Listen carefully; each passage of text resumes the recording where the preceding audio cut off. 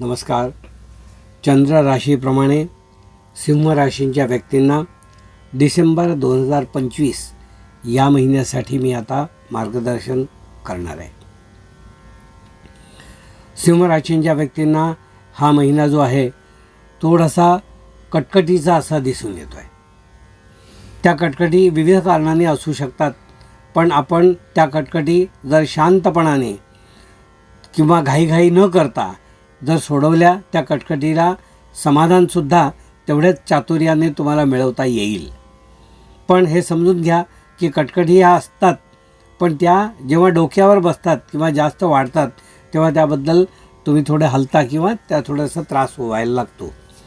पण त्या कटकटी होणार आहे तसं लक्षात आल्यानंतर तुम्ही थोडे तयारीत राहा आणि त्या कटकटीतून मार्ग काढण्यासाठी थोडं तुमचं बेंच प्लॅनिंग करून ठेवा, असा सल्ला मी तुम्हाला या ठिकाणी मुद्दाम सुरुवातीलाच देत आहे. आपल्या प्रकृतीबद्दल सांगायचं तर साधारणपणे प्रकृतीबद्दल मला तक्रार जास्त दिसत नाही आहे. कारण उत्तरार्ध जो आहे तो जे काही धावपळ करायची आहे, तुम्हाला प्रवास करायचा आहे, कामासाठी दगदग करायची आहे, त्यासाठी तुम्हाला तो थोडंसं अवसान आणून देईल उत्तरार्ध जो आहे. पण पूर्वार्धामध्ये थोडंसं तुम्हाला कटकटीमुळे जी काही कामं ठरवलेली होत नाही आहे, त्यामुळे तुम्ही थोडे अपसेट व्हाल असं दिसून येत आहे. पण अपसेट होणं जे आहे ते ताब्यात ठेवणं ते तुमच्याकडे आहे. म्हणजे हे ताब्यात ठेवा आणि त्या कटकटींचा असं काही मोठा बाऊ करू नका. तुम्ही सहजतेने त्या सोडवू शकता. थोडा विचार करून सोल्युशन शोधण्याची गरज आहे. ती सोल्युशन शोधलं की तुम्हाला सोल्युशन त्यावर मिळेल. त्यामुळे प्रकृतीबद्दल मला जास्त काही सांगायचं नाही आहे. फक्त अशा कटकटींनी जेव्हा तुम्ही हाय टेम्पर्ड होता तेव्हा स्वतःला ताब्यात ठेवा, आपलं मन ताब्यात ठेवा, आपल्या ॲक्शनला ताब्यात ठेवा. म्हणजे असं काही गैरकृत्य तुमच्या हातून होणार नाही.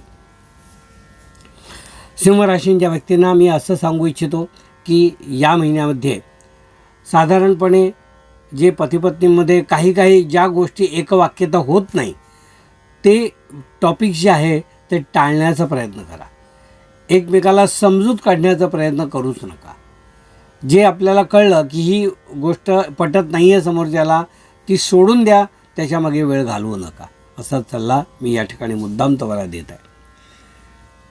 सिंह राशीच्या व्यक्तींना मी असं सांगू इच्छितो की या महिन्यामध्ये उद्योगधंदा करणारे जे लोक आहेत त्यांना थोड्याशा कटकटींचा सामना करावा लागेल. म्हणजे आपले क्लायंट किंवा आपला सिनियरसुद्धा समाधानी न पावल्यामुळे त्यांच्या थोड्या तक्रारी आपण जर ऐकल्या तर आपल्याला ते सहन नाही होणार. कारण त्याच्या तक्रारी स्वरूपात असल्या तरी त्याच्यावर सोल्युशन तुम्हाला द्यावं लागेल आणि ते सोल्युशन विचारपूर्वक तुम्ही दिलं तर तो माणूस गप्प होऊ शकतो. पण ती मेहनत तुम्हाला घ्यावी लागणार असं दिसून येत आहे.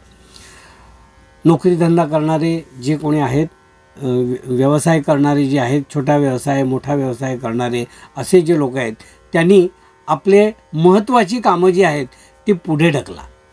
ज्यांना नोकरीत बदल हवेत त्यांनीसुद्धा थोडं एक्सटेन्शन द्या त्यांना. अगदी सहजासहजी यात बदल होणार नाही आहेत आत्ता परिस्थितीमुळे. त्यामुळे तुम्ही त्याबद्दल एकदम स्वतःला दोषी मानू नका की आपण आत्ता प्रयत्न करतो आहे ते का होत नाही आहे म्हणून. त्याची योग्य वेळ आलेली नाही आहे असंच समजा. हे नोकरदारांसाठी झालं. आणि जे उद्योजक आहेत किंवा स्वतःचं काम स्वतंत्र काम बिझनेस वगैरे असे जे लोक करत आहेत त्यांनी महत्त्वाची कामं शक्यतो पुढे टाका, पुढे ढकला असं मी सांगेन. कारण ती जेव्हा होणार नाहीत तेव्हा तुम्हाला ते दुःख तुम्ही सहन करू शकणार नाही. म्हणून काही गोष्टींना असं एक बगल द्या, असाच सल्ला मी या ठिकाणी तुम्हाला देईन. नोकरी करत असताना आपल्याला जे काही अनुभव येतात त्या अनुभवाने आपण समृद्ध व्हायचं असतं. आपण प्रत्येक आलेला अनुभव जो आहे तो नोट करून ठेवायचा असतो.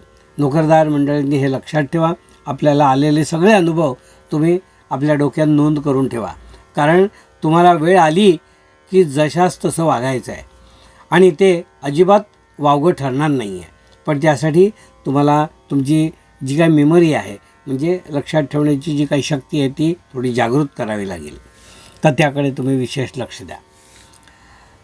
शिक्षण घेणारी जी मुलं आहेत साधारणपणे त्यांना उत्तरार्धामध्ये या महिन्याच्या उत्तरार्धामध्ये थोड्याशा त्यांच्या ज्या काही परीक्षा किंवा अशा ज्या काही असतील तर त्यामध्ये त्यांना चांगले मार्क्स किंवा चांगला आउटपुट त्यांना त्या महिन्यामध्ये उत्तरार्धात मिळू शकतो. म्हणजे सिंहराशींच्या व्यक्तींना उत्तरार्ध शिक्षण घेणाऱ्या मुलांना अतिशय चांगलं आहे. ज्यांना बाहेरगावी शिक्षणाला जायची तयारी करायची त्यांनी ती परीक्षा वगैरे जर काही असेल तर ती या महिन्यामध्ये उत्तरार्धामध्ये करून घ्यावी असा सल्ला मी तुम्हाला मुद्दाम विद्यार्थ्यांना सांगत आहे. कौटुंबिक ज्या गोष्टी असतात त्या कौटुंबिक जीवनामध्ये मी सांगितलं मग अशी पतीपत्नींनी तणावपूर्ण वागायचं नाही किंवा एखादी गोष्ट ताणून धरायची नाही हे मी पहिल्यांदाच बोललो. पण जे अगदी मित्र असे जे असतात, मित्रमैत्रीण असे जे असतात, म्हणजे मुलं आणि मुली असं म्हणतो आहे मी विशेषतः, त्यांनी एकमेकावर दोषारोप करू नये या महिन्यामध्ये. कारण त्या दोषारोपांचं जे परिवर्तन आहे ते एखाद्या गंभीर समस्येमध्ये होऊ शकतं. त्यामुळे ब्लेम हा जो आहे, आरोप करणं, हे एकमेकांवर या महिन्यात करू नका असा मुद्दा मी या ठिकाणी तुम्हाला सांगत आहे. मित्र, भावंड या लोकांपासून आपल्याला आर्थिक मदत या महिन्यात काही विशेष करून मिळणार नाही. त्यामुळे तसं तुम्ही तोंडही उघडू नका किंवा तसे डिमांडही करू नका त्यांच्याकडे असा मी सल्ला या ठिकाणी तुम्हाला देईन. घरात विविध वस्तूंचं काहीतरी खरेदी होणे असा मात्र या महिन्यात योग दिसून येत आहे.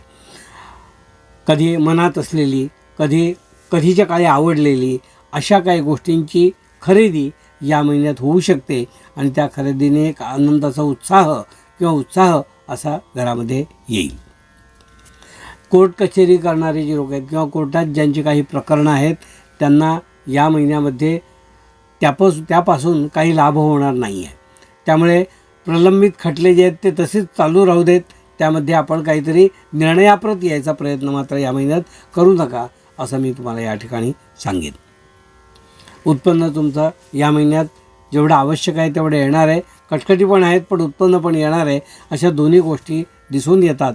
म्हणून अशा प्रकारे सिंहराशींच्या व्यक्तींनी ही काळजी घ्यायची आहे आणि त्यांना जर उपाय करता आला तर तो उपाय अवश्य करायचा आहे.